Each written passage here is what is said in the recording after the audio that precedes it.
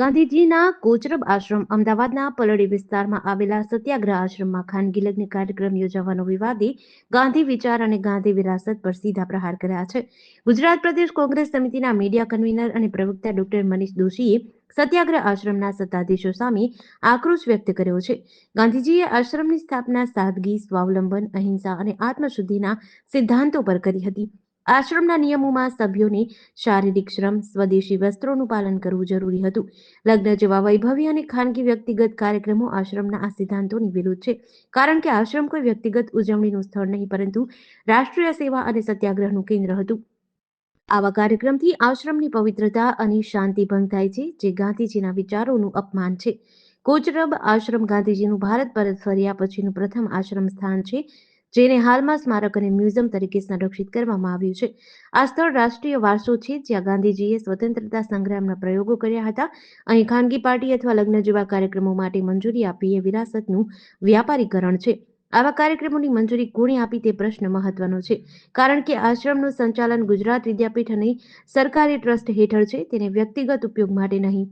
આ ઘટના રાષ્ટ્ર માટે દુઃખદ છે, કારણ કે ગાંધીજીના આશ્રમોને વૈભવી કાર્યક્રમના સ્થળ બનાવવાથી તેમના સિદ્ધાંતો અને વારસાનું અવમૂલ્યન થાય છે. આવા વિવાદો ગાંધીજીના આદર્શોને જીવંત રાખવાને બદલે તેમને નુકસાન પહોંચાડે છે. સમગ્ર વિશ્વને સત્ય અને અહિંસાના વિચાર આપીને વિશ્વને માર્ગદર્શન આપનાર ભારતના રાષ્ટ્રપિતા પૂજ્ય મહાત્મા ગાંધીજી જ્યારે આફ્રિકાથી ભારતમાં આવ્યા ત્યારે સૌથી પહેલા 1915માં જે જગ્યાએ રહ્યા હોય તે જગ્યા હતી કોચરબ આશ્રમ પાર્ટીમાં. એમના મિત્રનો બંગલો, અને આ બંગલો એમને કાયમી રહેઠાણનું સ્થળ બનાવીને એ જગ્યા કોચરબ આશ્રમ સત્યાગ્રહ આશ્રમ તરીકે ત્યાંથી ગાંધીજીએ સત્ય, અહિંસા, સ્વાવલંબન, આત્મશુદ્ધિના વિવિધ સિદ્ધાંતો ઉપર કામ કરીને લોકોને સાથે જોવાનો પ્રયત્ન કર્યો.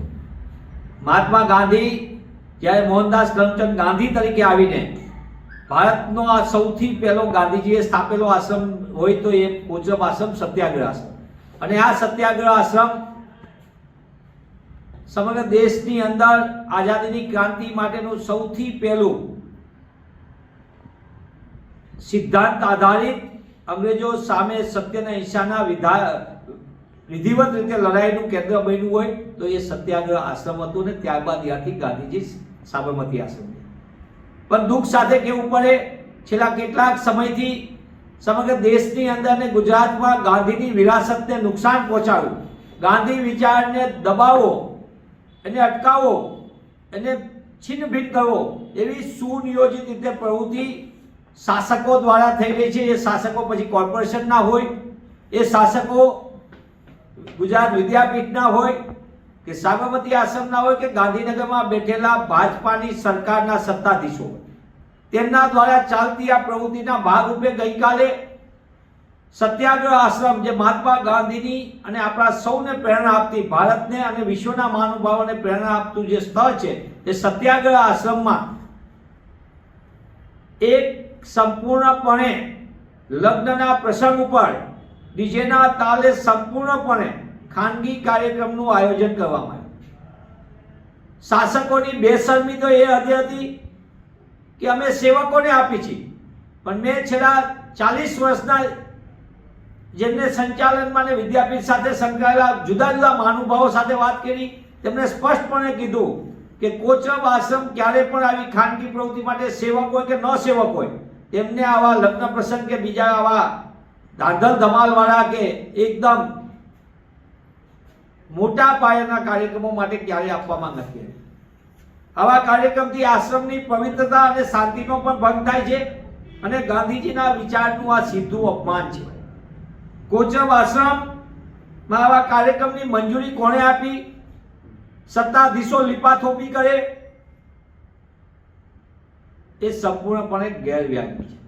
આ એમને સંપૂર્ણપણે શુદ્ધ ચિત્તે એપ્લાય ધી માઇન્ડ કરીને, વિધાઉટ માઇન્ડ નથી કર્યું, એપ્લાય ધી માઇન્ડ કરીને સુનિયોજિત રીતે આવા કાર્યક્રમો કરીને ગાંધીની વિરાસતને નુકસાન પહોંચાડવાનું પાપ કર્યું છે. હું આપના માધ્યમથી એ સત્તાધીશોને પૂછવા માંગુ છું, આપ ગાંધીની વિરાસતને અને ગાંધીની ધરોહરને નુકસાન થાય તેવા કાર્યક્રમોની શા માટે મંજૂરી આપી? આ ઘટનાથી રાષ્ટ્ર માટે દુઃખદ છે અને વિશ્વમાં પણ ક્યાંય પણ જે તે રાષ્ટ્રના મહાનુભાવોની વિરાસત હોય, ધરોહર હોય, ત્યાં કોઈ દિવસ આવા પ્રકારના કાર્યક્રમોને કોઈ મંજૂરી આપે નહીં. તે સંજોગોની અંદર વિદ્યાપીઠના સત્તાધીશો જે આ સત્યાગ્રહ આશ્રમનું સંચાલન કરે છે, તેઓ જે રીતે સમગ્ર વ્યવસ્થાનું આધુનિકરણના નામ ઉપર ખેલ પાડી રહ્યા છે, ગાંધીના મૂળભૂત સિદ્ધાંતોને કચરવા માટે, ભૂસવા માટેના પ્રયત્નો કરી રહ્યા હોય, એ કોના ઇશારે કરી રહ્યા છે, તે તમામ બાબતોને લક્ષમાં લઈને અને ગઈકાલના કાર્યક્રમ માટે આપેલી મંજૂરી પછી ત્યાંની શાંતિભંગ અને વ્યવસ્થાને નુકસાન થયું છે, એ તમામ બાબતો લઈને હું ગુજરાત વિદ્યાપીઠના સત્તાધીશોને લેખિતમાં પણ મેં આ બાબતે હું જાણ કરવાનો છું કે ભવિષ્યમાં આવા કોઈ પણ કાર્યક્રમો ન થાય અને જેને પણ આ કાર્યક્રમ કરવા માટે એ સેવકના નામે, એના પરિવારના નામે જેને પણ આપ્યું હોય, આ સંપૂર્ણ ગેરબંધારણીય છે, એના કરતાં પણ દેશ માટે દુઃખદ છે.